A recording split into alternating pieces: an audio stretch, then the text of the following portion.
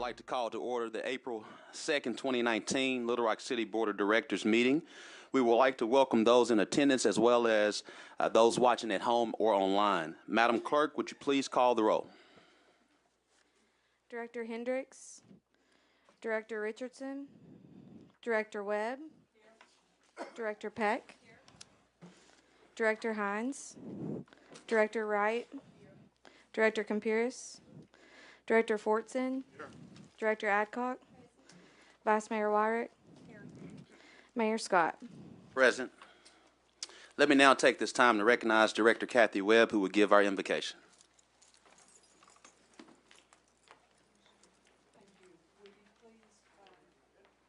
Bow your heads and join me in a moment of prayer. In this time, we ask for guidance, wisdom, and strength. Regardless of our faith tradition, we ask that our words for peace and understanding be heard. In the Buddhist tradition, treat not others in a way that you yourself would find hurtful. In the Hindu tradition, this is the sum of duty. Do not do to others what would cause pain if done to you. From Judaism, what is hateful to you, do not do to your neighbor. This is the whole Torah. From Islam, not one of you truly believes until you wish for others what you wish for yourself. From Christianity, in everything do to others as you would have them do to you, for this is the law and the prophets. And with unity, let us say, Amen. Amen. May we all please stand for the Pledge of Allegiance. Pledge allegiance to the flag of the United States of America and to the republic for which it stands, one nation, under God, indivisible, with liberty and justice for all.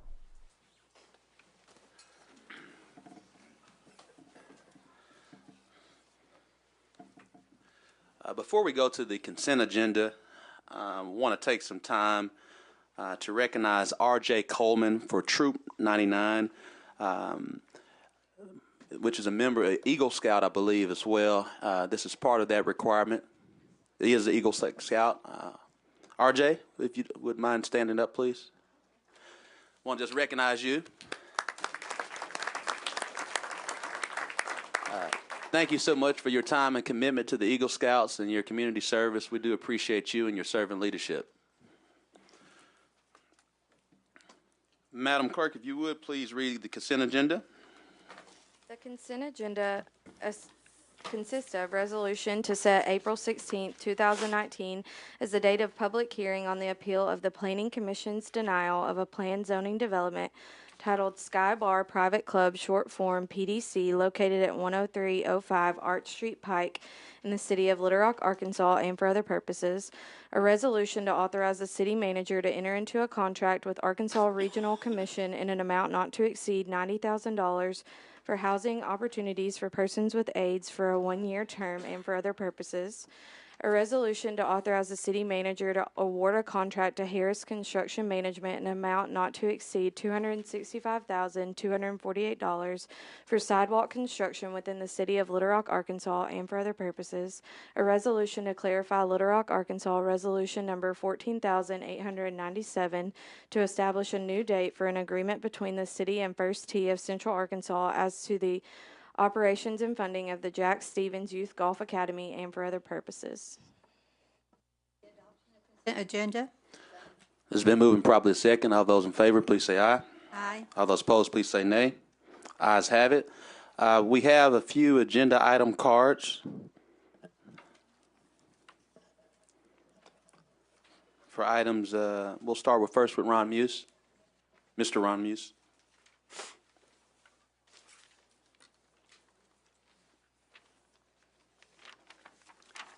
I just have a cautionary tale about resolution number 3. When we had sidewalks replaced and repaired in our neighborhood, when they tore out the broken part, they put in asphalt. And when I discovered that, I found the supervisor and asked if this is the way they were going to leave it. And they say, yes, this is the way we do it. So I had to call in some of the directors to help with that, and they did it correctly after that, but not until. So I just want to exercise some caution. Is there going to be follow-up on each of these? Going back to, on each of, for item 3, Yes, sir. there's always going to be follow-up on anything that we do from a public works standpoint. Anytime we're having some type of construction, so yes, from our public works department. All right, thank you. Thank you for that caution.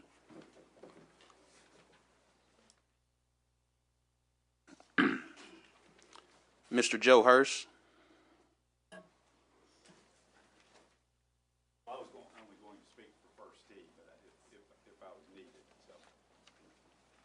Okay, thank you so much, Mr. Hurst. Susie May. And it actually doesn't say your item that you want to speak for again. 7. We're going 30 to, Crossing. yeah, we'll get to that. We're just on items 1 through 4 right now.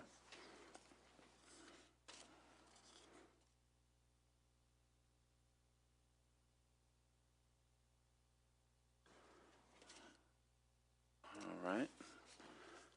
I think that's the rest are for the rest of them. Director Hines? I just got a text from somebody that we've run out of cards in the lobby before the meeting. There were some folks, I just got a text from somebody that they wanted to speak on item 7, but there were no cards in the lobby. Well, we may not be able to do it. We do have that, our rule. They were pulled at 6. They were pulled at 6. Okay, and they were pulled. Okay, thank you. That's all I need to know. All right, thank you.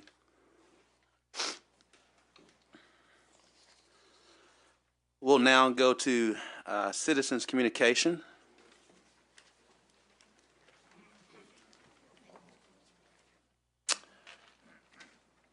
Mr. Ron Muse.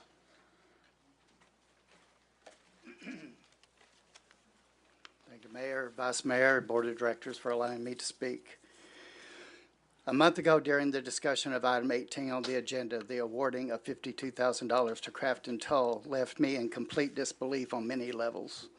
Due to time constraints, my statements herein might seem disjointed because of necessary editing.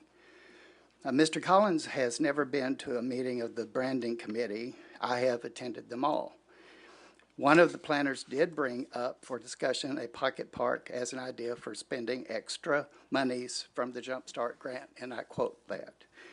Next, we learn Director Richardson wants to give this money to Craft and Toll for branding and marketing services, neither of which is in their purview. Beforehand, I was not privy to what transpired in between. Frederick Gentry left no doubt to me that he, a realtor, and a few of his colleagues who do not live in the area but who have businesses and who might have attended 1 to 2 meetings of the branding committee as well as the Jump Start steering committee desire to run this process, which is contradictory to the warning given in the 12th Street Corridor plan. The plan says, what will be the biggest obstacles to advancing this vision? The response, money, political will, eliminating crime, lack of jobs, and not involving the community on a meaningful basis over the long term. The plan must have residents take back their community through active involvement.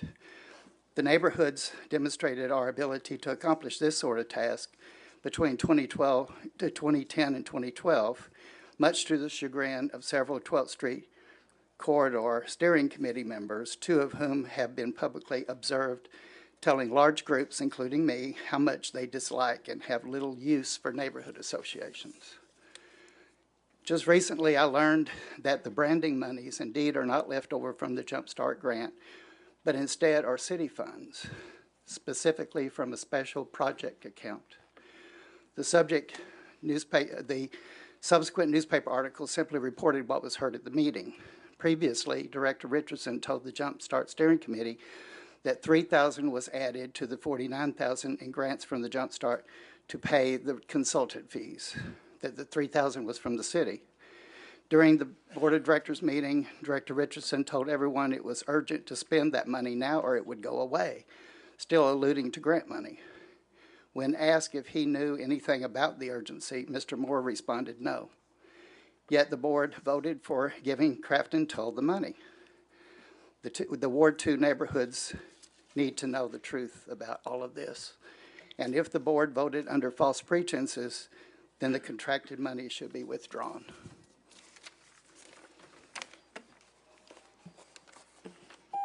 Thank you so much, Mr. Muse. Mr. Dale Picard. Thank you.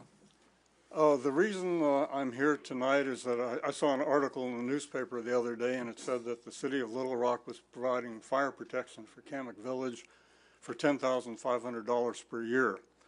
And looking at this, it comes out to about $13 per person in Kamek Village. When I looked at the 2017 budget for Little Rock, I saw that the general fund was paying about $244 per person for the citizens of Little Rock. So effectively, I'm paying 20 times as much for fire protection as the residents of Kamek Village are paying. And so, I checked and I confirmed this looking at the documents, and I would just kind of encourage the city to go ahead and look at these things and to be sure that Little Rock is being adequately compensated for this. I also ask you to think about that you're asking city firefighters to go out there and to protect people and risk their own lives, addressing things like hazardous waste, bombs, and fire protection, for this, what really amounts to a pittance.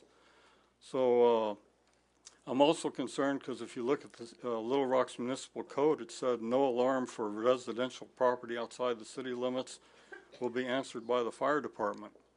And so I'm wondering why in the world are we taking on this extra burden of providing fire protection for people who are not within the city of Little Rock.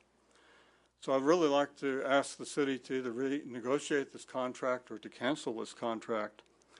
I'd point out that even if the city were to go ahead and charge them the same thing effectively per person that the residents of Little Rock are paying, this would still be a fantastic bargain for them. There's no way they could go ahead and have this level of fire protection service for $250,000.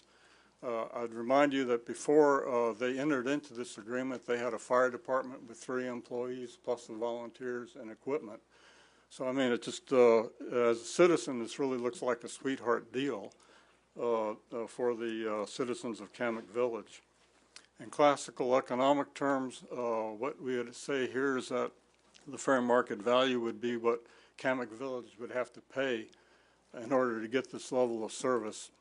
So, looking at it from that point of view, it might be $500,000 to $1 million a year to get the ISO level 1 protection, which our fire department provides.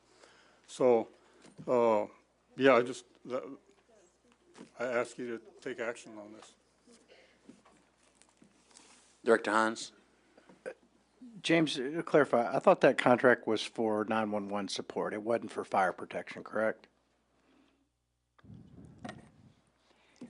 That was my understanding. It was dispatched. They have their own fire department. If they need, additional support. We have mutual aid that we've always had. Yes. Yeah.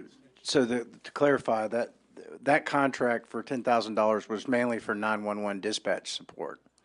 It wasn't for actual fire protection. Now, we've always had mutual aid with them, as we do with the surrounding communities and our volunteers if they put out a call for mutual aid. So just to clarify, we're not providing extra fire protection for them. It was just 911 dispatch support. Okay, well, I apologize. No, that's okay. I just wanted to clarify. I just want to make sure I was right too. Okay. Thank you. Mr. Luke Scrable.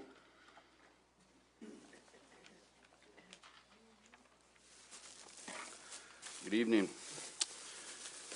The root cause why Little Rock will never receive public accountability from the Scott administration. 85 previous times I've asked for all elected tax stewards to use the authority the public gives them to prudently manage our tax contributions.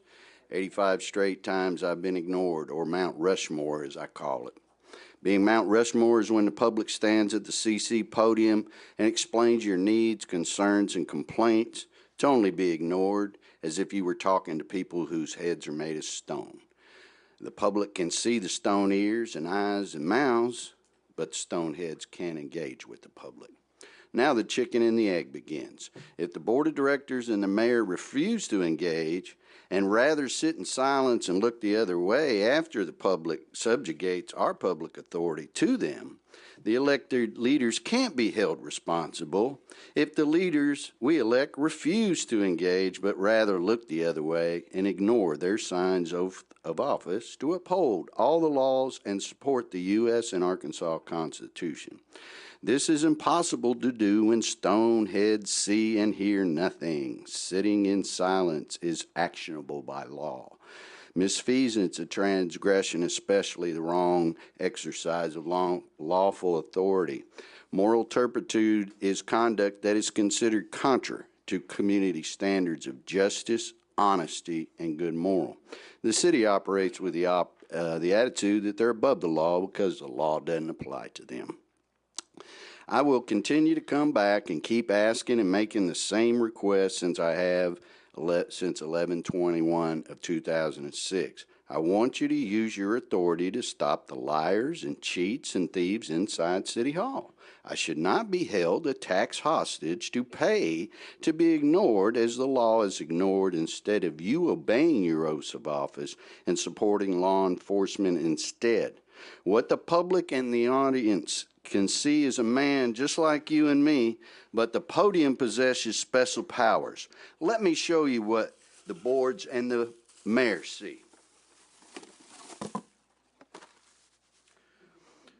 I'm labeled crazy because I keep coming back to ask the same question and know I'll be Mount Rushmore.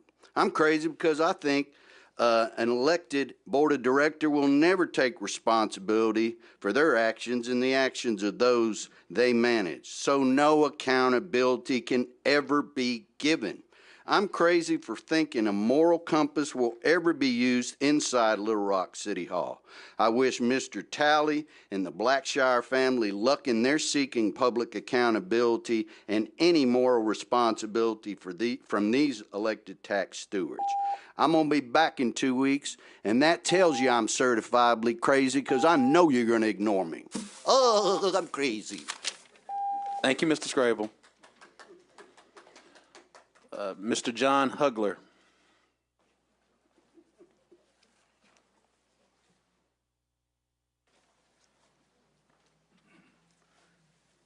Good evening, Mayor Scott, ladies and gentlemen of the board. I'm here to talk about our police department. We're going electronic. Now we find out they're reading our license plates. You're looking at us at intersections. We're being stealthily observed. Police officers, they're allowed to have blacked out windows that we can't have. The Blackshire instance, that officer that we paid good money to crawled out of that car with a pistol in his hand before everything even got started. His supervisor had recommended his termination, yet we saved him. We, the people, are paying for a good police department. The money we're spending on electronics could hire a lot of officers and put officers in cars, double them up. 2 officers, 1 car. That way you don't have to respond with 6 cars. 1 car would do. If your officers come out with the attitude that they're here to protect and serve, not first thing I'm going to do is go to guns on. If that guy in the car had been deaf, he'd never heard him hollering at him. He'd have just seen him. First thing you know, the guy's shot and dead. You know, that guy done wrong. He didn't do what the officer wants, but the police officers want to be obeyed. If you cross them, no, you're going to get something for governmental interference. The radio channels, we can't listen to them anymore. They got a secret on the radio that we can't public hear. We need a citizens committee that oversees them. We're going to spend money on electronics, put a body cam on them, and then let your police committee look and say, you know, this officer's doing wrong. He's not acting like the officer we're hiring to do what he's paid to do. But by the other tone, when they do good, we know it. We pay them good money. It's not enough money for what they do. But we, the people, according to the Constitution, are allowed to do what we kind of want to do as long as we don't break the law. We're not like England where we need a camera on every corner looking at everybody pulling up to every stoplight and saying, wow, I've seen that guy before. Maybe he's up to something. He's drove through this intersection 5 times today. Hire some more officers and put them on the ground and let them walk a beat in different areas. They need to know the people, and the people need to know them. Just not look up and here comes a black and white car you can't see screaming up and this guy crawling out with a gun. That's not really what the people of Little Rock pay for. I just think we need more accountability. Thank you, ladies and gentlemen.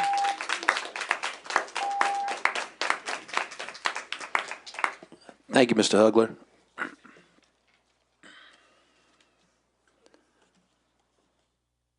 Mr. Ron Muse. Oh, he had an agenda and he had this guy, yeah. This was from last time. I would like, when you have a voice count, if it's questionable at all, that you have a roll call. Usually I can depend on Ms. Hendricks to ask for a roll call.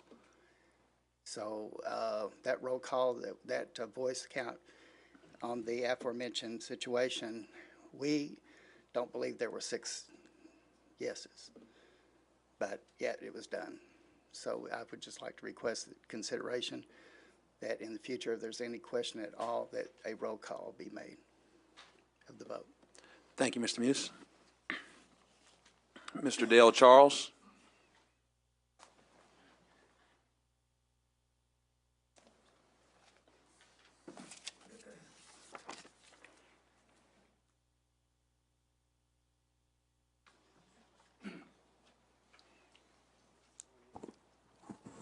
Good evening, Mayor. Good evening. Vice Mayor Wyrick.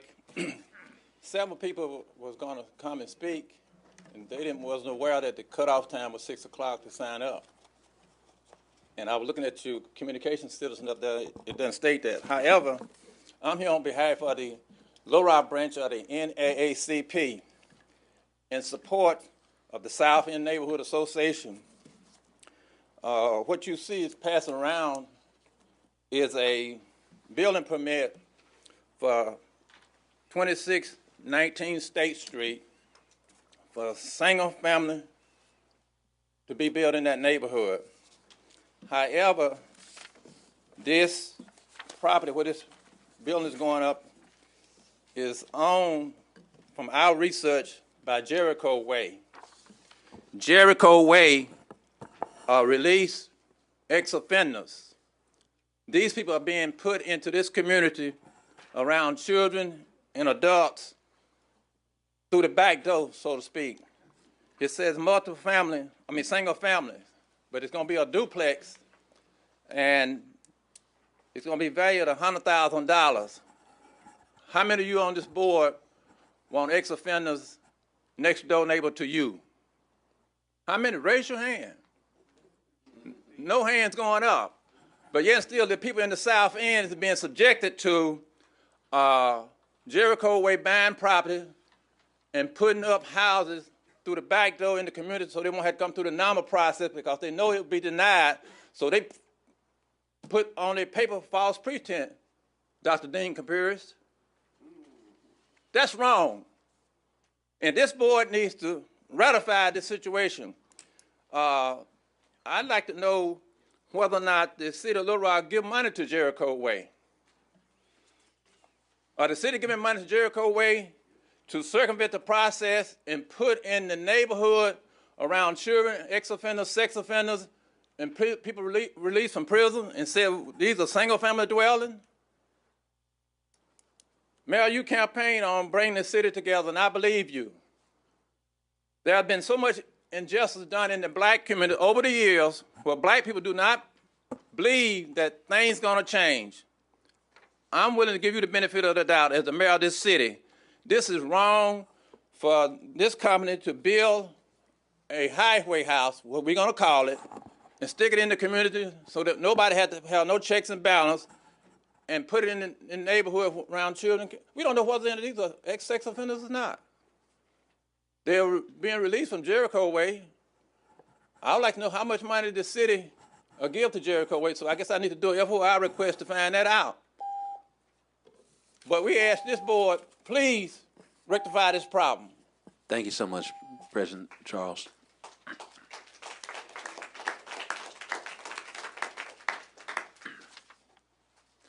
We've now concluded with all of our citizens' communication. Director Adcock. Mayor, I would like for Mr. Jones to respond to that, please, because I think to leave this without responding to that is going to leave lots of people with questions. Yes, ma'am. Thank you.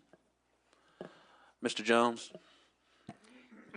Yes, Mayor, it's my understanding, of course, this is a residential neighborhood. We do fund Jericho Way. We have an agreement with DePaul USA to manage Jericho Way. It's my understanding Jericho Way did not purchase this property.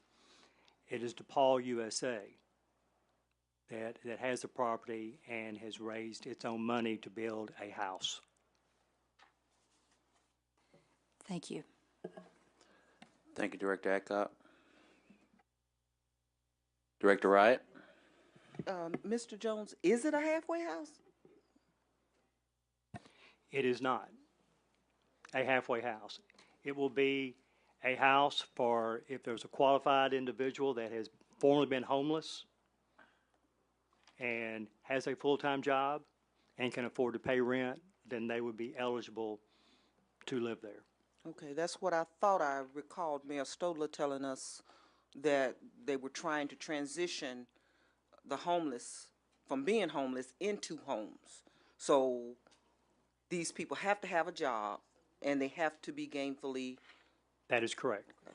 All right, so this is not a halfway house. It is not. Okay.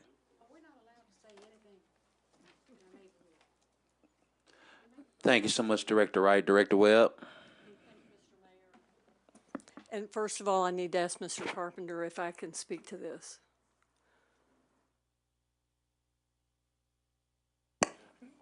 Director Webb, you're on the board of DePaul, and so you do have an interest in this and cannot speak under our code of ethics. Okay, that's wanted to verify. Thank you. That being said, Madam Clerk, would you please read the items for 5 through 6? An ordinance to authorize the city manager to dispense with the requirement of competitive bidding and enter into a sole source contract with Socrata Inc. in an amount not to exceed $94,404 plus applicable taxes and fees for the annual software subscription and maintenance renewal and for other purposes. An ordinance to dispense with the requirement of competitive bidding and to authorize the city manager to enter into an extension agreement with Motorola Solutions, Inc. to combine the cloud hosting and case management of 311 Premier One customer service reporting system, the Premier One citizen mobile applications, and the Premier One CSR mobile application for code enforcement for a 5-year term and a total contract amount not to exceed $1,275,560 plus applicable taxes and fees for the 5-year term and for other purposes. First reading. There's a motion and a second to suspend the rules for second reading. Madam Clerk, second reading, please. All those in favor? Aye. All those opposed? Madam Clerk, second reading. An ordinance to authorize the city manager to dispense with the requirement of competitive bidding and to enter into a sole source contract with Socrata Inc. in an amount not to exceed $94,404 plus applicable taxes and fees for the annual software subscription and maintenance renewal. An ordinance to dispense with the requirement of competitive bidding and to authorize the city manager to enter into an extension agreement with Motorola Solutions, Inc. to combine the cloud hosting and case management of 311 Premier One customer service reporting system, the Premier One citizen mobile applications, and the Premier One CSR mobile application for code enforcement for a 5-year term and a total contract amount not to exceed $1,275,560 plus applicable taxes and fees for the 5-year term. Second reading. There's a motion and a second to suspend the rules to place on third and final reading. All those in favor, please say aye. Aye. All those opposed, please say nay. Motion passes. Third reading, Madam Clerk. An ordinance to authorize the city manager to dispense with the requirement of competitive bidding and enter into a sole source contract with Socrata Inc. in an amount not to exceed $94,404 plus applicable taxes and fees for the annual software subscription and maintenance renewal.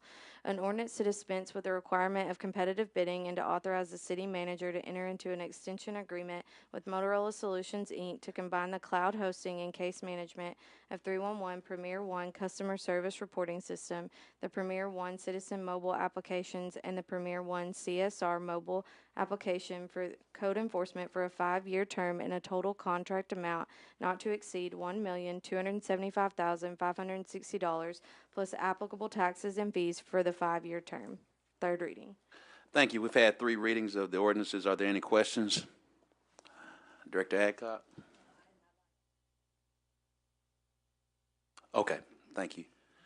Seeing there are no questions, all those in favor of the passage of these ordinances, please state by the statement of aye. All those opposed, please say nay. Motion passes. Madam Clerk, would you please read item 7 for the first time? A resolution to authorize the mayor, city manager, and city clerk to execute all documents necessary to enter into an agreement of understanding between the city of Little Rock, Arkansas, and the Arkansas Department of Transportation and for other purposes. There's been a motion and a second to submit adoption for the resolution. All those in favor, please say aye. We do have some cards first before we get to that. But we do have, 1 second. We'll start with these first questions for item 7, then we'll get back to the order of business. Ron Muse.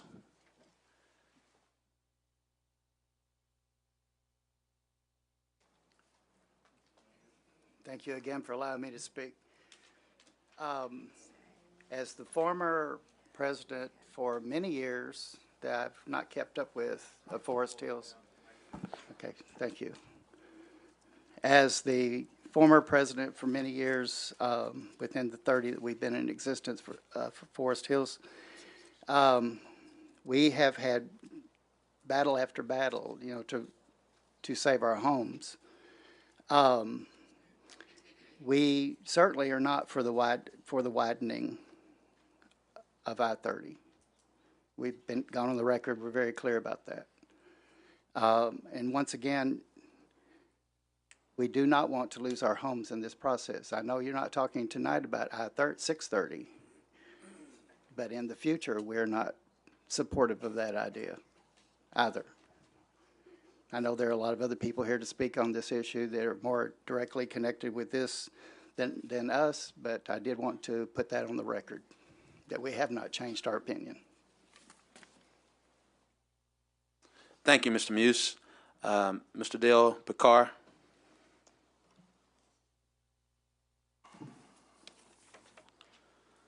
The foremost reason I see I'm requesting the board decline RDOT's request for the approximate $4 million for the I-30 project through the downtown area.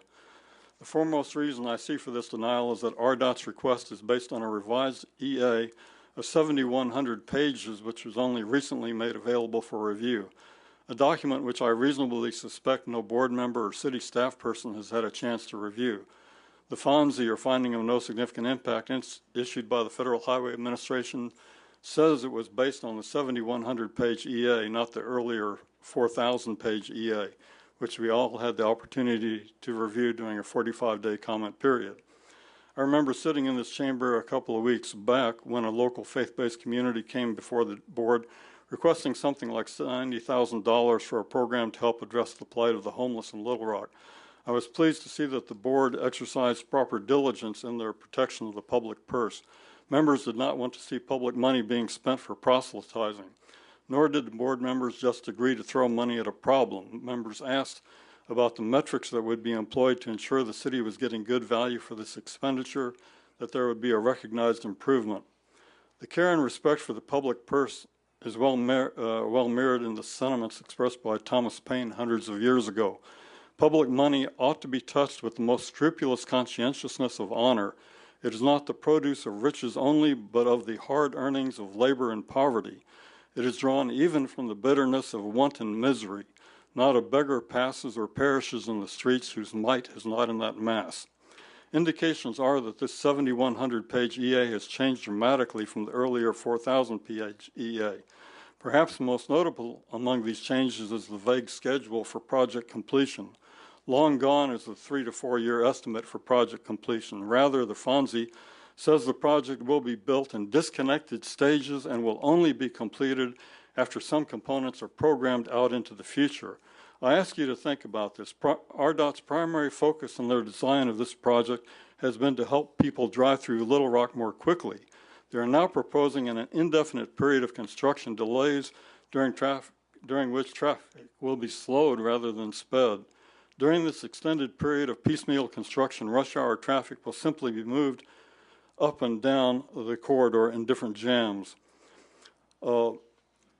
They are doing this rather than simply taking funds from lower priority projects and completing this job. I would remind the board that RDOT does have the authority to reallocate funding to this project, as they earlier told Metroplan that if Metroplan did not agree to add more lanes to the High 30 project, that they would simply spend the project funding elsewhere. The Highway Administration's conclusion that this billion-dollar project will have no significant impact on the human environment of Little Rock is patently absurd. Please do not support it by blindly agreeing to the expenditure of some $4 million of Little Rock's limited resources. Thank you. Thank you. Susie May. Hi, thank you for giving me a chance to talk to you. I came to tell you that I'm a woman who's so happy because I live in a vibrant, walkable, mixed neighborhood. I live about 10 blocks from here on Rock Street. I go out my front door and I can walk over 3 or 4 different bridges. I can have a 3-mile walk or a 4-mile walk. I can walk down and pet the alpacas. If I get tired, a trolley car will drive me home. When I go out in the weekend, it is just a joy. The hills at the Clinton Library are covered with kids coming down on cardboard. The sculpture garden is full of people getting some culture while they're outdoors enjoying themselves. There are kites in the air. There are even lime scooters all over, and they're fun to see too. This is a walkable neighborhood downtown where you're talking about putting collector roads right between housing areas. There are 450 people at least who live in the block between right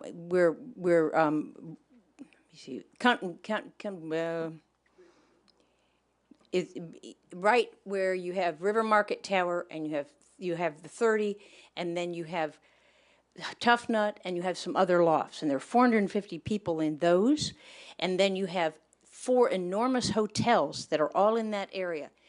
People from all those areas are constantly crossing 4th and 3rd Street, and it's a lively, wonderful place to live and to be.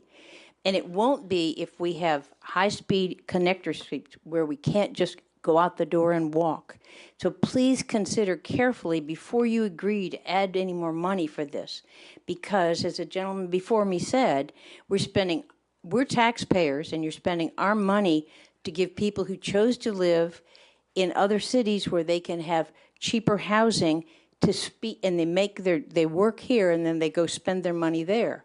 And so please hold off on this. It's not good for Little Rock, and we want to have a walkable, friendly, colorful downtown. Thank you.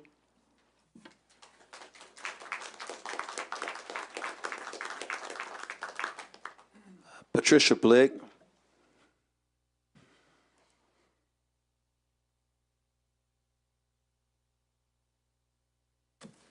She's Patricia. That's the reason why I called her. Am I allowed to speak with her? I'm on the committee. I did not get a card filled out in time. You actually do have a card filled out. Oh, no, you It's Sergeant. Oh, actually, you don't have. No, your name is not on here. I thought it was. Sorry. Whatever the rules are.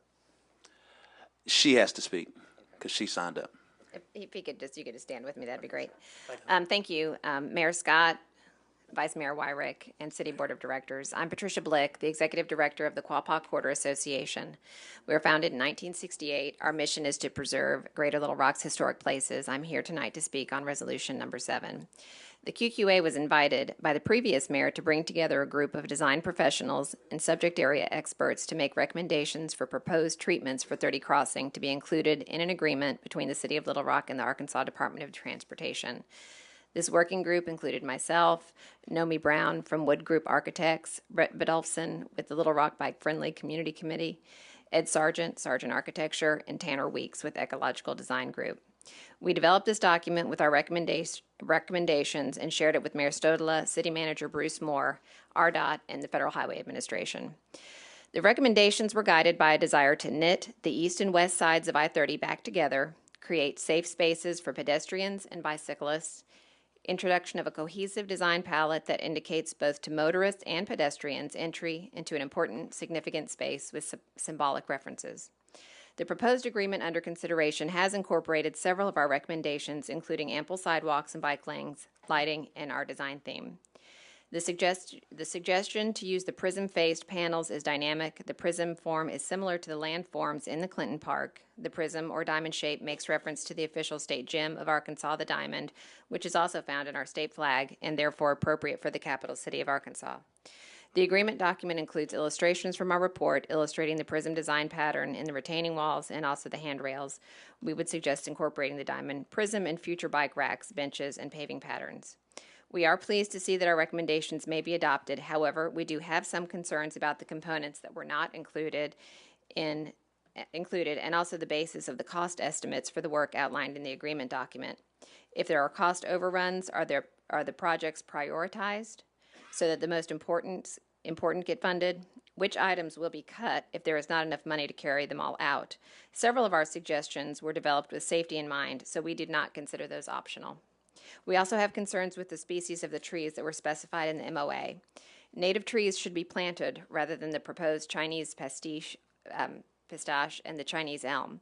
Native trees are first representative of our state and its forests, giving us the opportunity to distinguish ourselves with these landscape enhancements. Tree Street plants native trees exclusively and would be happy to advise on varieties from which to choose. There are many beautiful and appropriate Arkansas trees to choose from, such as willow oak, pin oak, and black gum, just to name a few. These are low-maintenance varietals that are drought-resistant. Thank you for giving the QQA this opportunity to share our thoughts on this resolution, and please let us know if you need more information from our report, which we can certainly share with you all. Thank you so much, Patricia. Thank you so much, Ed. Barry Haas.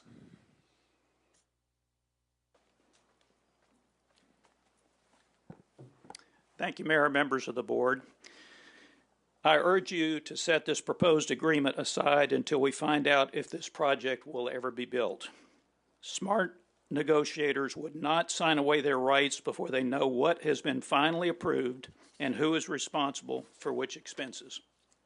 This proposed interagency agreement, Section 2 at the bottom of page 1, going on to the top of page 2, Little Rock taxpayers would be on the hook for however much the enumerated items in Attachment B end up costing, even if the amount is far higher than the $3.8 million estimate. That's merely an estimate, and the Highway Department has a history of underestimating costs. The agreement would obligate Little Rock to, quote, pay actual costs incurred, end quote. That's pretty plain language. If the actual cost is $8 million, that's what Little Rock taxpayers would be obligated to pay. If it's $12 million, Little Rock taxpayers have to pay that amount. Even if the Highway Department is ultimately allowed to move forward on the project as proposed, and that's doubtful, some items Little Rock would be obligated to pay for under this agreement may be mandated either by a federal court ruling or the Federal Highway Administration.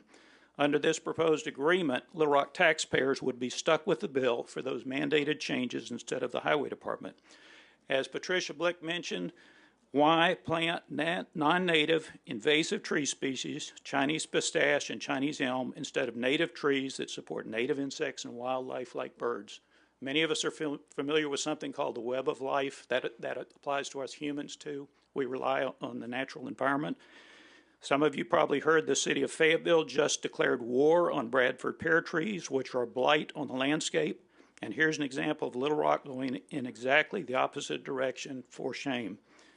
Why is the city considering approving this agreement before you know precisely the Highway Department intends to construct, when they will do so, and how they intend to pay for the entire project?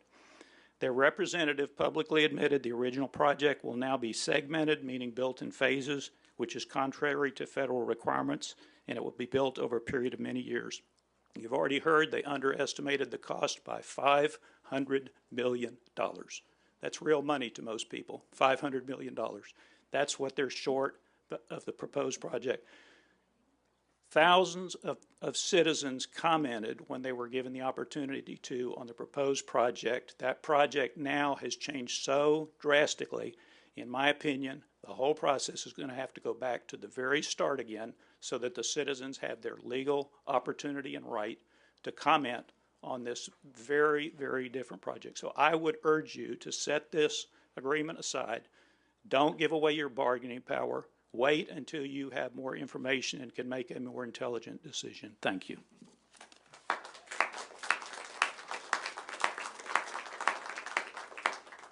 Paul Dotz.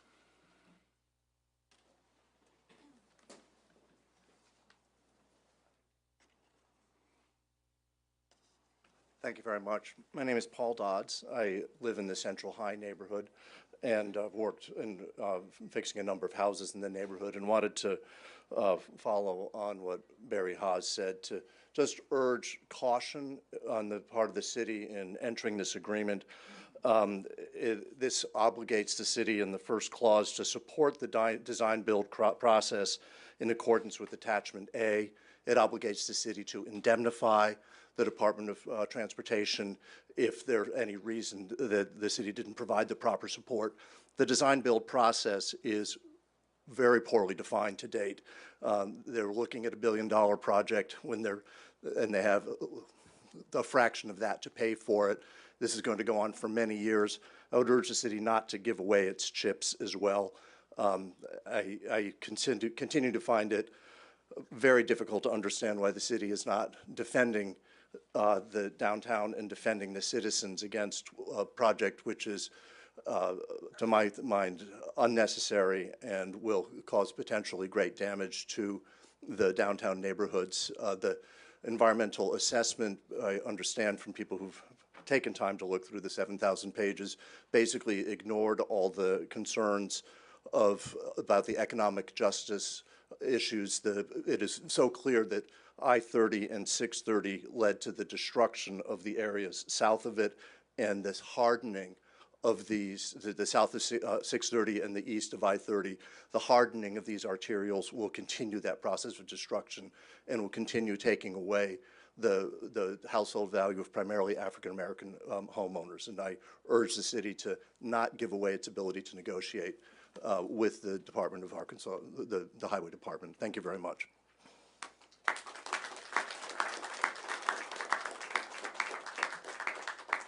Melissa Bond.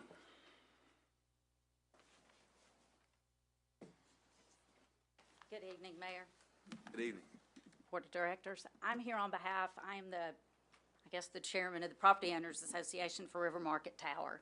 We have the meetings that we have been to, the information that we have seen, we have grave concerns. In addition to being a property owner downtown, I also have a business downtown. And I am, as a business owner, very concerned about the ramifications of what we know about the current project. It's my understanding that it's gone through a big evolution through time. I think there's probably a lot of things that need to be looked at, need to be talked about to our communities, and maybe just slowing down the process a little bit where those of us who are not involved in the process can become to understand the project better and learn more about it, and maybe all work together to make it the best that it can be for the city of Little Rock. Little Rock has spent so much time, money, and energy developing our downtown, so let's not mess it up. Thank you.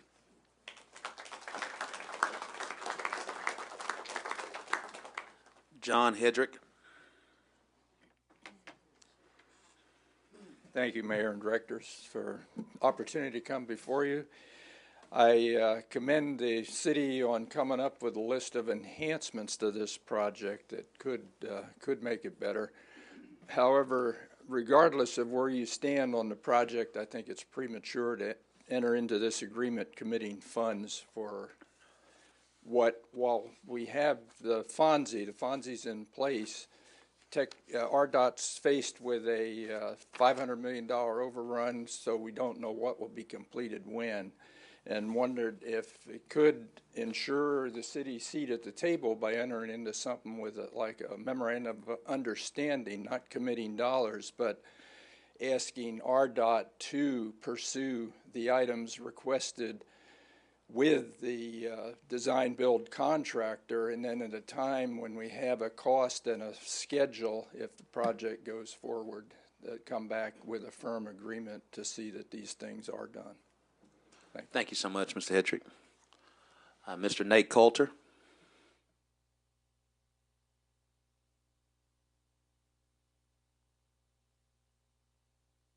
Thank you, Mr. Mayor and members of the board, directors. I'm here on behalf of the Central Arkansas Library. We have a very keen interest, geographically narrow perhaps. I don't disagree with anything that Mr. Haas, Mr. Dodd, Ms. Bond, or Mr. Hedrick have said about caution and approaching this with a certain degree of attentiveness, caution, skepticism even. I would underscore the comment that was just made. The city has to be involved in this process from here forth. The city may have lost some of the ability to control this. We don't have the money. MetroPlan has weighed in on this. But a lot of my friends are vigorously opposed to this crossing. Some of my friends on the board are. My former law partner here lives in the building with Ms. Bond. He's opposed to it, I know. So it's a painful, complicated issue. But some of my friends have scolded me for why is the library taking a position generally in support of this. And I just want to say that from where the library sits, we don't have a walkable city on our lap because of the entrance and exit ramps that come off of 30 as it's currently designed. My office today on the third floor of the southwest corner of the library looks over a haphazard intersection where you are funneling traffic off the freeway into a very pedestrian intense area on Cumberland and 2nd Street. I had the privilege of practicing law with Mr. Engstrom for 20 years almost, about 10 of which were in another building across the street, on the other side of the exit ramp. I was on the west side. I watched that every day. People trying to cross Cumberland, trying to cross 2nd. It's very dangerous. So from the library's vantage point, where you are today is a much improvement over with this plan that's the RDOT's proposal, the latest iteration, is a much improved plan from what was initially proposed. Long before I got to the library, there was a White Dater's drawing, a rendering had been done by the library that fancied and imagined and dreamed that you would take out the exit and entrance ramps right there, and you would have this wonderful green space. In fact, the design of the library was such that they might put the front door of on the library on the south side because that would all be green space. What I know, and I don't know near the details that Ms. Blick and others know about this, Mr. Sargent, but I do know that if this is done right and the city's negotiating and involved in this, there will be two great things that result from it. One is we'll eliminate that terrible hazard to pedestrians by removing the entrance and exit ramps there. And the other thing is the great potential for a green space that was envisioned by the library 6-7 years ago with this White Dater's drawing. So while this is not a perfect plan, while this might not be the plan that the library or the city would have come up with, it may be, to me, an obviously better plan than what the current lay of the land is there on the front doorstep of the public library. So we encourage you to stay involved and to take a seat at the table, as someone has said, not let this happen outside your purview or outside your ability to influence some of these decisions. And I know it is a controversial thing, but the Clinton Library on the other side of the freeway supports it as we do. I know Mr. Jordan Johnson's here. It's a complicated thing, and it's a difficult thing, and there are people on both sides of it with well thought out and passionate feelings. But we believe what's currently on the board can be better if the city takes an aggressive position and supports this agreement to move forward with execution of the details. And I also happen to believe, from where I sit every day, that eliminating those entrance and exit ramps, eliminating that hazard, and giving us this potential for the green space will be a much better. Hey,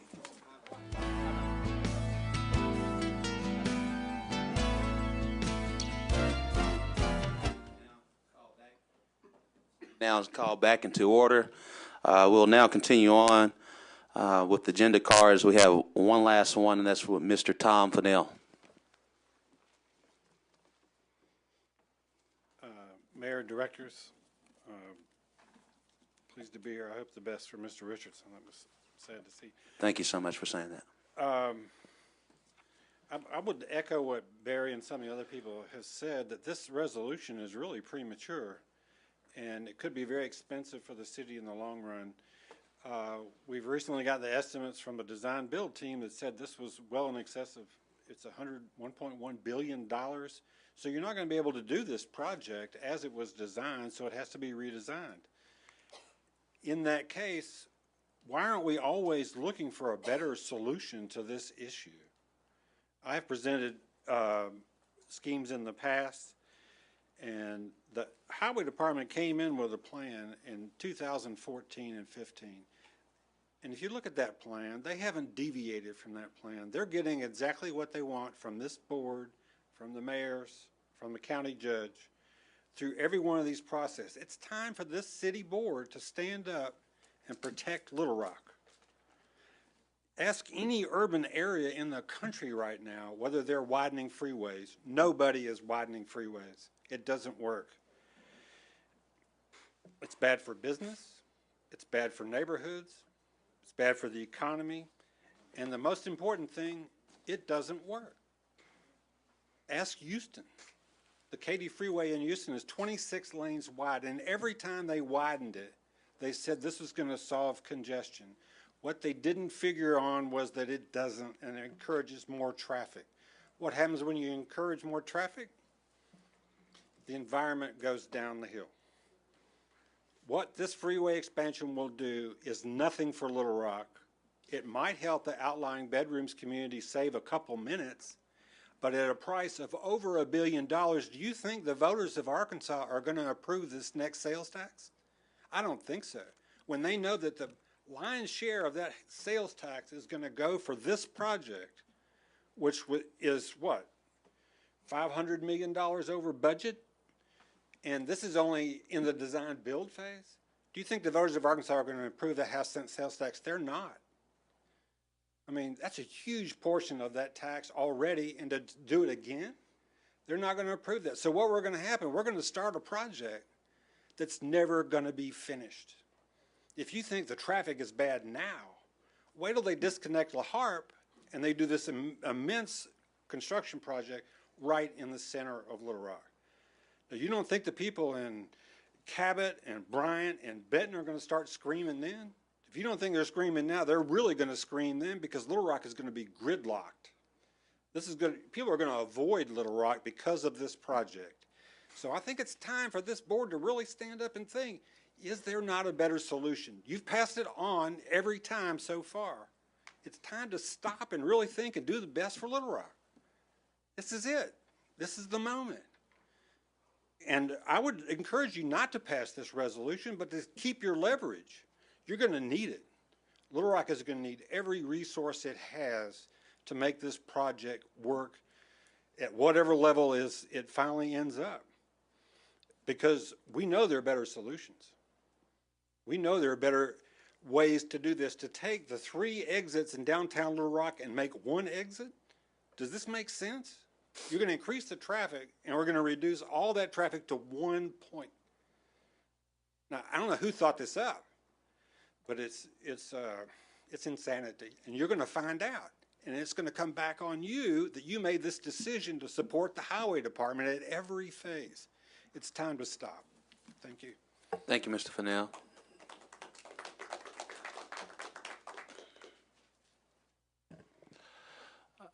Madam Clerk, would you please read item 7 for the first? Oh, I'm sorry. We've already read it once. Well, before we get to there, I do want to make certain that we recognize, due to some time constraints, I know the Pulaski County Justice of the Peace, Judy Green is here. I want to make certain that we do recognize you. Do you have anything of the order to share before you step out? I know you had to step out as well. Please be as brief as you can be. Yes. Mr. Mayor. Just want to make sure we always recognize members of the Pulaski County Quorum Court.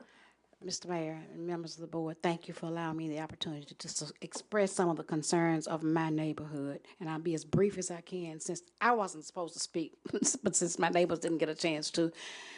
I was in Florida for a whole week, and my neighbors start calling me, and my phone was blowed up because they were built. You're speaking to the Jericho Way project? Yes, sir. Okay. Yes, just sir. Want to make sure. And the house at 2619 State, they were calling me, and the lady who lives on the corner said that she went out there to ask them what they were doing, what they were fixing to put there, and they told her a halfway house. Well, what I did when I got in town Monday morning, I called Dana Carney and I asked him, how did you all allow them to do this in this, neighborhood? Because it's an old historic neighborhood, old houses, and mostly senior citizens live in my neighborhood. And he told me, no, it's not going to be a halfway house. It's going to be a house for the homeless people. It's not going to be duplexes. He told me they're going to be not a house. It's going to be duplexes for the homeless. And they're going to house it. The DePaul USA was going to house it with people from Jericho Road. And we had a lot of concerns. This is an old neighborhood. Mostly senior citizens, and my neighbors are scared to death of what they're going to do with the people they're going to put in the neighborhood. And we just ask that you all reconsider doing this. Now we're hearing different things, but we've done our homework. We have an attorney who has been working with us, and she's been down here looking at doing her research, and we've done our research. We've Googled it, and they are supposed to be duplexes all over the south end of town, from Roosevelt Road south. And that's what all the information that we've got in writing, we've got documentation that they're going to be duplexes for the clientele of Jericho Way, and everybody knows who Jericho Way houses. I don't have a problem. I want to see the city find a place for the homeless people and for the people who have had problems, but a commercial building, not in the middle of an old neighborhood like ours. And I know at one time you all were looking at the VA hospital. That would have been a perfect place. And, I said because Ward 1 I know has all the city services, the employment office, the unemployment office, police, fire, social security, welfare office. So I agreed to that, but not in the middle of our neighborhood. And I just want to ask you all if you all would take a second look at it. And we wanted to come down before they started building. They've been digging up dirt all over our neighborhood. We drove through the neighborhood, and we hadn't realized that they had torn down so many houses in our neighborhood. And some of them were good houses. I talked to Mayor Stodel about not tearing down a couple of houses on 31st and Gaines Street. And I even bought him videos showing him the house with stucco houses. I said, I don't know what the inside looks like, but I know the outside looked like they were in good condition. And he told me to bring him the information, and I did. And the next thing we knew, they had torn both of the houses down. Some of those houses didn't need to be torn down because it devalues our property when you got all these vacant lots in a neighborhood. And I just ask that you all reconsider. Now, the house that they're working on now on 2619 State, that was my daughter's house. And the lady next door is the one who first started. That's how we found out about it. So if you all would please reconsider putting all of these houses, all these duplexes in our neighborhood south of Roosevelt Road, I would certainly appreciate it. Thank you. Thank you so much, Justice of the Peace Green. Director Webb. Thank you, Mr. Mayor. And I wanted to speak on item 7 if we were ready to go back to that. Yes, all the cards have been read, and all we have to do now is vote on the resolution. So if there's time now for any questions on item 7, please proceed. Okay. Thank you, Mr. Mayor. I have listened to the folks here tonight who've spoken, and I have shared the concerns that we've heard from Mr. Fennell, Mr. Carr, Mr. Haas, Ms. Bond, and others who have spoken, Mr. Hedrick. And I think that it's a lot of money. I, too, look at city after city that is dismantling freeway rather than expanding freeway in the middle of the city. I think it's premature. I mean, we're looking at already a 58% higher cost. I share the concerns that folks raised about the voters continuing to fund this when they have a chance to vote, and I would encourage board members to vote no. Director Wyrick. So, I've read the resolution, and I would like some understanding as to what this resolution does. And then also, I'd like to know the status of the project. For instance, has it been bid? When are they going to start construction? Those kinds of things. And then I understand that this resolution allows us to continue to work with the Department of Transportation, and I'd like some understanding as to what work with them means, just for me to understand what we're doing at this point. Yes, ma'am. Mr. Jamie Collins, if you would give the board a update, please. Then next we'll have Director Campuris.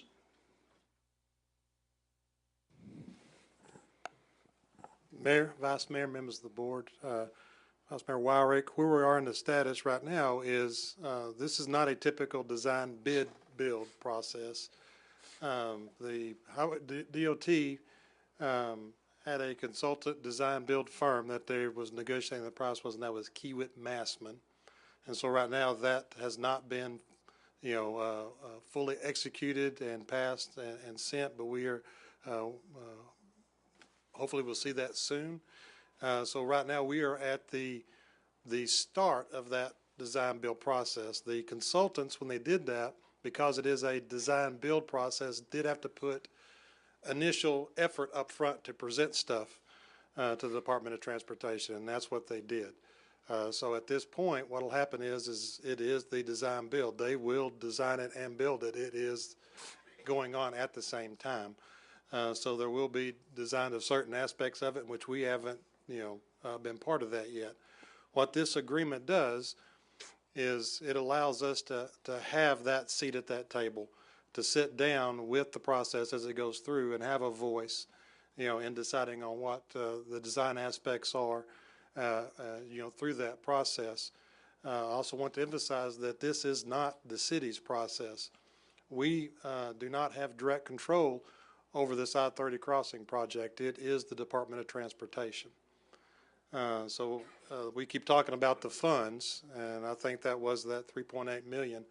That estimate was provided to us by the Department of Transportation through what we agreed, as part of that, in that agreement that you see, the items that, we would be participating in, and the Department of Transportation, they took that in consideration. And that was provided to them by the design builders when they initially submitted all of them. And so that was incorporated into their price that they gave to the Department of Transportation. Thank you so much. Okay, Director Campuris. You got it. You had a follow-up question, or? I did. Okay.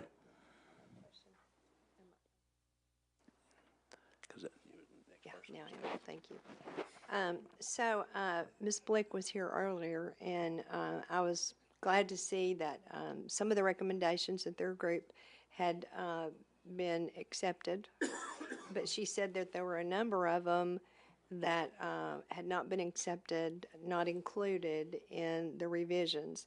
So the money that we are going to spend, the $3.8 million, how much of her recommendations are in that $3.8 million? What is the $3.8 million for? Well, let me pull up the deal. In the resolution that we submitted out, there was a list of stuff that was submitted in there that was the criteria for the master plan that we put in there. Some of the big items were the smooth bottom bridges, in that 2nd and 4th Street, crossings in that area. and the other was the widening of the bridges, you know, on the overpass going over where the highway goes under on 6th and 9th Street. In this process, the previous Mayor Stodola requested that we meet with this, and this was the aesthetics group, and that's what she was talking about. Right. To sit down there, and there were several things that was presented to everybody and talked about, and the ones that we did incorporate was that she did present was the retaining wall, the looks of the retaining wall. The retaining walls were going to be there. We was just trying to get the aesthetics of it, you know, the crossings. Right. And some of the areas, you know, the tree plantings. Now I do recognize that, you know, the species of trees, but we did put in there as an alternate, you know, or as approved. I mean, it's the DOT did agree to a certain number of trees in an area that we're looking at, and then we're also working through some that we're going to try to set aside an area, because this is going to be a while before the trees get, you know, put in. We're looking to set aside an area somewhere on our own parkland to try to grow some of these trees that we're looking to put in. And so we had to provide a species or a type of tree to be installed so they can price it. So that's the aesthetics is what she's. That's the aesthetics is what they did. She also alluded to that there were some safety items in her group of things that she proposed or her group put together. Are there any safety items that have not been approved to do by the Highway Department? Well, the majority of the safety items, and there were several that they put in there, but it was kind of in tune to pedestrian traffic and the crossing from the east side to the west side or vice versa. Okay. And we did incorporate those. That was part of widening the 6th Street Bridge and the 9th Street Bridge and putting that stuff in there. And then also we requested and put in that agreement that the CD lanes on them, we're limiting those down to 35 miles an hour, and that's been agreed upon. We also narrowed the lanes. So in those, the lanes are 11 foot wide, and also the lanes on all the crossings are 11 foot wide, which is not their typical standard for the width of the roadway to try to get that narrower on there. Okay, and then we also brought in the curb radius. We requested that the maximum radiuses at the intersections once they get off those lanes are 15 feet, so that it doesn't, you know, it doesn't have a wide radius, which would promote the acceleration around the corners. Okay, so one of the things that I talked to the mayor today, and I said I had some real concerns. I wanted to go back and look at some of the items that we talked about through the several months that this has been going on, and one of them has to do with Rock Region Metro in regards to the transportation hub that they have there. Most of their buses, you know, come into that hub, and a lot of people are walking to it. There are a few transfers that happen there. And then also it's my understanding that there has to be some poles built for the trolley, some different things like that. So, you know, we've done a lot of work to make downtown Little Rock walkable. We have a lot of people that cannot drive cars, you know, and so they're using the bus system. And it's not safe to cross from one street to the other, because it's my understanding that the two major off-ramps from the freeway are going to be on either side of where the bus transfer service is. So did we do anything to help with that condition there for all of the people that are walking to that transfer center? And if not, then when you go to the table, will you be getting advice from people like Rock Region Metro? I know the Bicycle Friendly Group, they had some issues with the whole plan. Will you be getting information from them? How does this all come together? If we're going to be at the table, how does all this work? Well, let me speak a little bit first about the Rock Region Metro.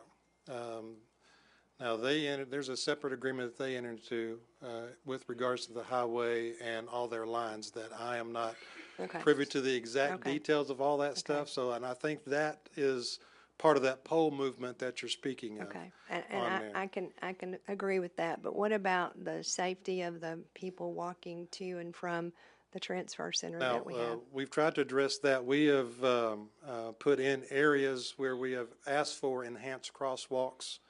You know, for instead of just having striped crosswalks, we're trying to install stuff that as people get off the highway, that they will cross stamped paved crosswalks. We put in other areas and looking at that signal intersection and see where we can place those. And the DOT has agreed to install those in those areas.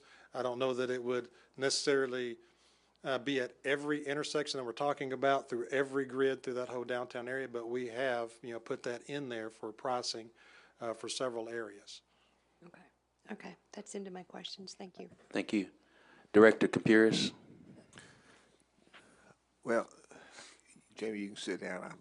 I won't beat you up. I wasn't beating him up. I was asking questions. It was me that beat people up.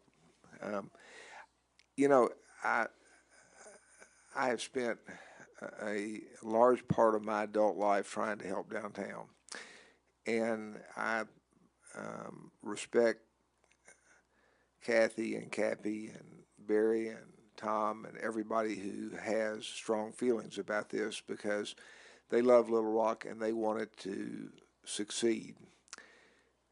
And I think, as Nate said, this may not be a perfect plan, but I think it's a really good plan. And I will take deference to something that Tom said, and that is that this is the same plan that the Highway Department presented when they first started. Actually, it's not.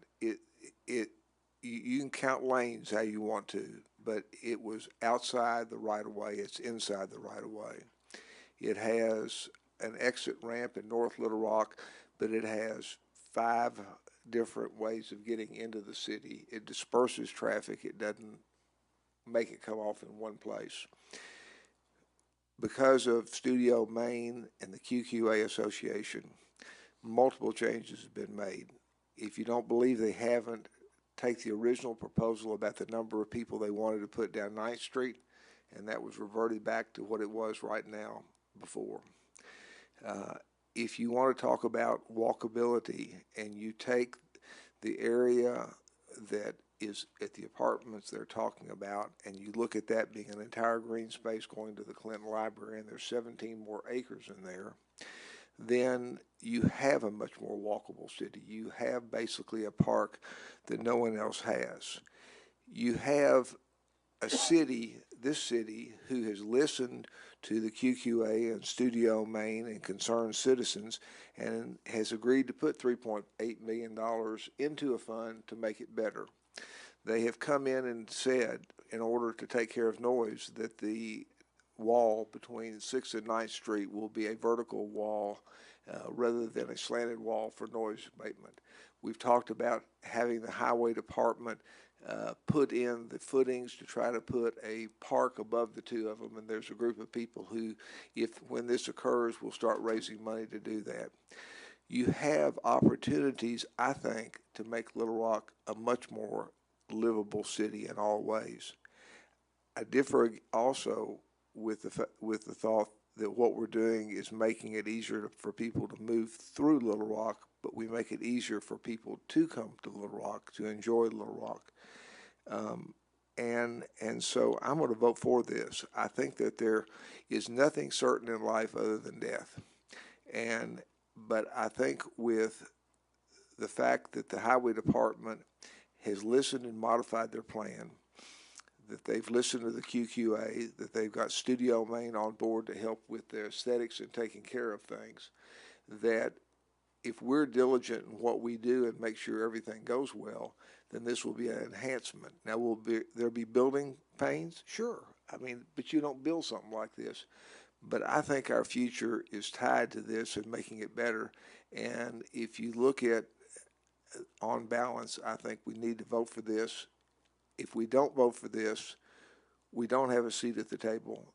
We're not in charge, but if you have a seat at the table, just like if you have a seat at this board, you have a voice.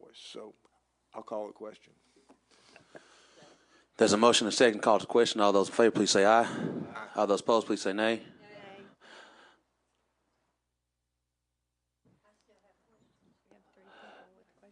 All right.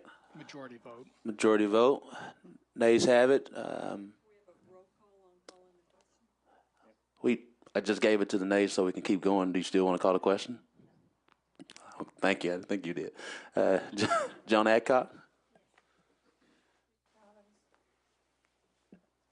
And actually, Director Adcock, I do apologize. You're not next in order as Director Peck. If we're going to go in order, Director Peck. Thank you. Yes, nay. Dean, I love you. Agree with you a lot. Couldn't disagree more now.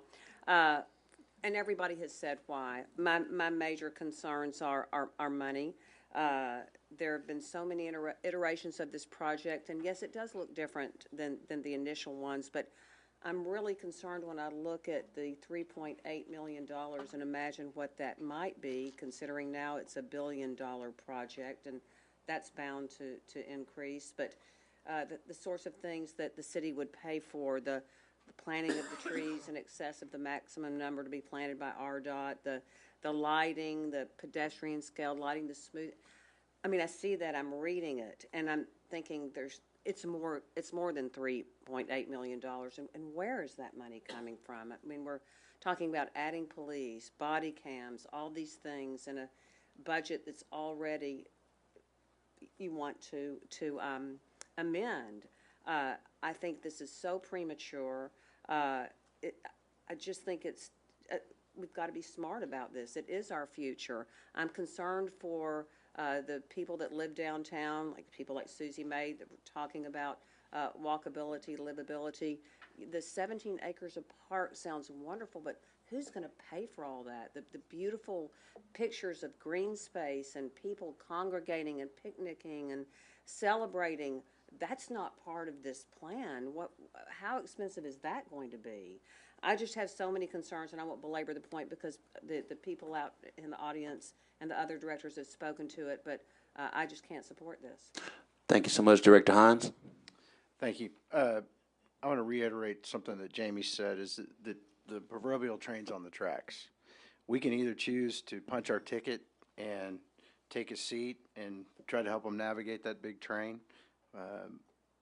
But I think, the focus on this is we've got partners across the river in North Little Rock that fully support this. It's a benefit to their side of the river. One of the areas I live and work in, on Roosevelt, we have at least 2 ambulance call-outs with a rollover at the intersection underneath I-30 and Roosevelt a month. Everything that everybody glosses over in this corridor is this one of the most dangerous corridors in the state because of the traffic congestion. And one of the things for my area of Little Rock where I work is it's going to be safer because they're going to realign that roadway underneath when they rebuild the new overpass at that section. And it's going to improve. We've already seen improvements over by our house with sidewalks and making it more walkable there. It's going to improve other areas. This project's 7 miles long. And just like I've said, everybody talks about congestion, but when you have congestion in the main artery of your heart, it tends to kill the patient. And I think without this project, and we can all dispute, we can't even see where Houston's trying to backtrack from, or Dallas. I view it as growth in this matter. More traffic means growth, and we need a growing region. We are not a little town of Mayberry, Little Rock. We are the state capital in the central Arkansas region. And I agree that we should make it easier. I think that everybody glosses over the fact that the 4 added lanes are collector distributor lanes that will help distribute traffic across and back and forth between Little Rock and North Little Rock for those of us who drive it every day. Jamie, I will say that one of the things I do agree on is that we definitely need native tree species, so I wish we change that, make sure we change that, and that we advocate for that. I'm sure the folks at Bemis Tree Farm will help you cultivate some trees. We got plenty of time to grow oak, white oak, some evergreen too. One of the other things that I know that one of the aesthetics things that I've had some conversations with folks is on the smooth bottom bridges, which can be fairly expensive. They're mainly done for sound mitigation, but the design of some of the newer bridges with the, I guess you'd call it corrugated, but the uneven bottoms now do the same type of sound mitigation. They allow for more creative lighting because the way light reflects off of uneven surfaces.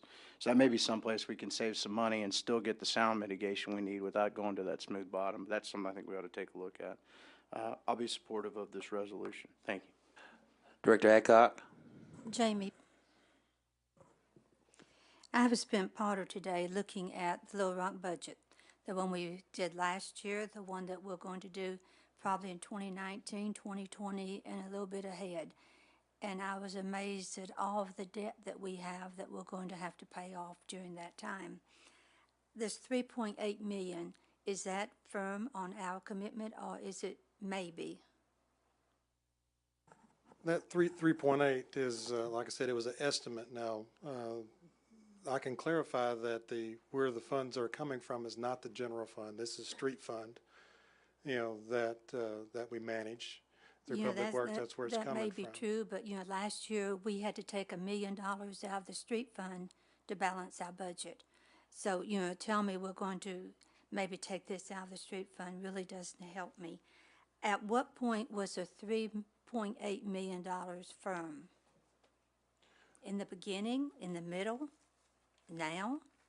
Are you talking about during the process that, as we were speaking with and meeting with the Department of Transportation? This come in about the past 6 months as we was meeting with the Department of Transportation, and they were getting and talking with all the design build firms that come in there. We requested specifically that these items that betterments we wanted to put in there be priced. And so every firm gave that price to the DOT. And so that's where, when Kiewit Maspin was chosen, that is this price that they gave for our improvements that we were wanting to do. So all this 3.8 million was stuff that we said we want. Quapaw quarters or that is correct. Other. So this is all stuff we ordered. That's correct. Okay, the stuff that I think Lance or someone was talking about, the other stuff that is now stuff that we want to add to it.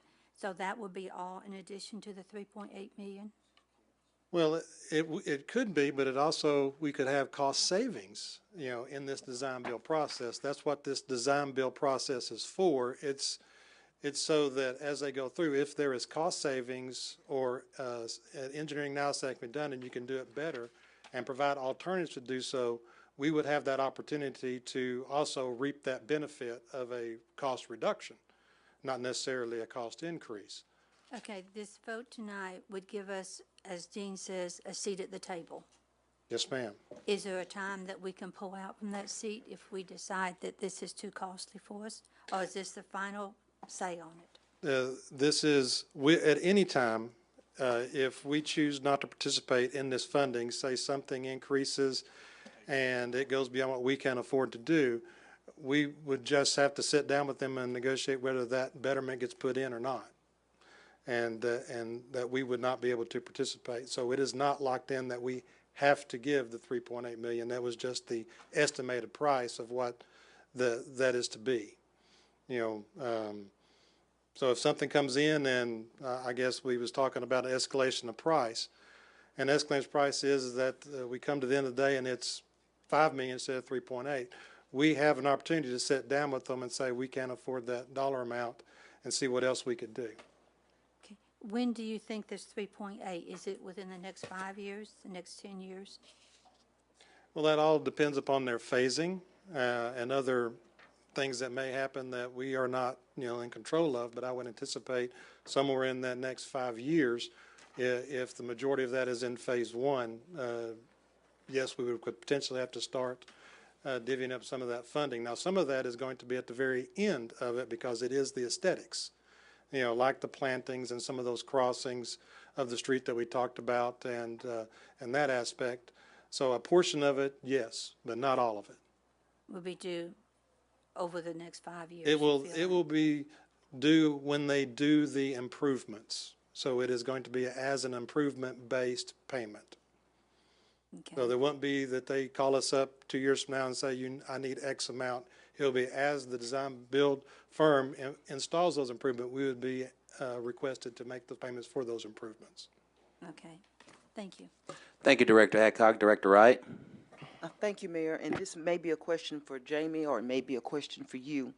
But what happens if this is not passed tonight? If we do not agree to sign the MOU, what happens? As I understand it, the project is moving forward. If the board denies the action tonight, what that does is we just would not have that seat at that design build table for negotiations. I mean, it's, if they choose to put us there, they're more than welcome to do so, but they do not have to. It is not part of an agreement to do so. But this would give us that voice. Yes, it would. It would guarantee that voice. Okay. Now, like I said, if it doesn't pass, it doesn't necessarily mean that they wouldn't invite us to there, but they wouldn't have to. And this being a federal project, it will be moving forward. To the best of my knowledge, yes, it moved forward. There's other, aspects, because as been stated multiple times, the price that come in was higher than what was anticipated. So they're looking at cost-saving measures through there. And we have emphasized in this agreement, if you look at one of the items, we emphasizes the phase that we would want as our first phase and the importance, which is, in the bridge crossing, that is going to be installed. Mm-hmm. And so some of the discussions is, how do they start bringing in this project to start cutting some of those costs?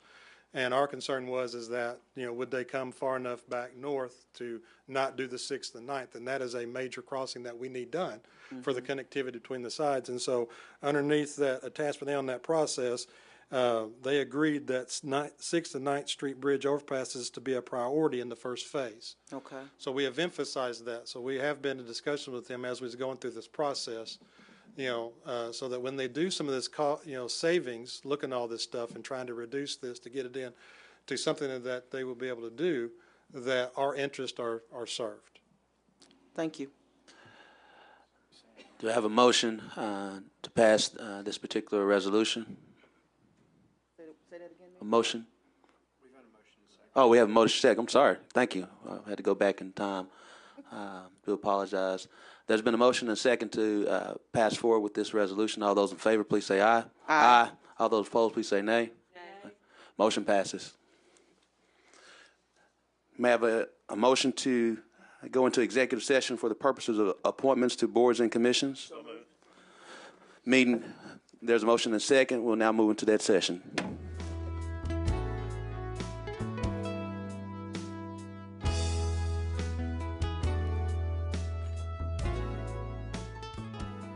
Call this meeting back into session.